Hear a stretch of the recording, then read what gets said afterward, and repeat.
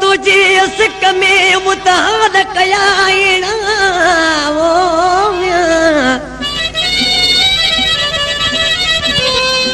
सोना तुझी सिक में मुताद कयाइना सुकी विमरत रगुन जो ब्यात मोहब्बत जाओ मेणा गम में गुलाम चवे अञा सूरत मसणा जो दिल भर तुझे देश में ही फरमाशा संघार गोठ खां पले खोसे जी आशिक अली खोसे जी खावंद खोसे जी उनड़पुर खां साले खोसे जी नज़ीर मेसो बेवफा ऐं बशीर मेसो टंडे आदम खां मिस्री होटल वारो खासकेली जानी शाह खान मोहम्मद खासकेली होटल वारो आशिक चाड़ो ॾिसी पंहिंजे महबूबे खत लिखी त महबूब खत लिखियो ए आशिक तूं यार छाजे लाइ तो मूंॾे खत लिखी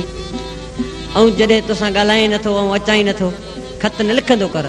छो जो दिलि मजबूर थी पवंदी आहे इंसान जी त पोइ माण्हू बेवस थी पवंदो आहे आशिक चाड़ो ॾिसी छा पियो लिखे ओ लिखां खत कोन तो दे मगर मजबूर दिल क्यों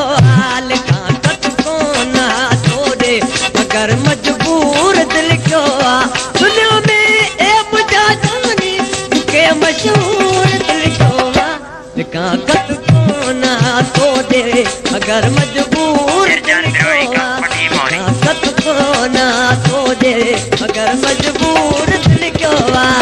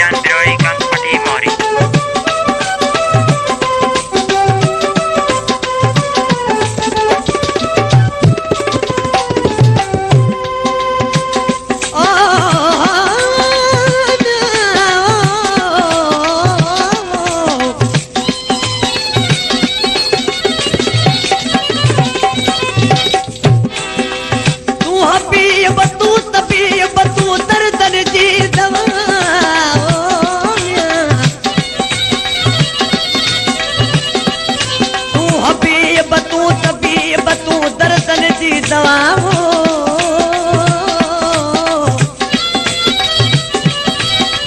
जान मुझे अजी में ते आधार जाऊं अनवा ए साहेब दे शपा जो मियां मरीजन के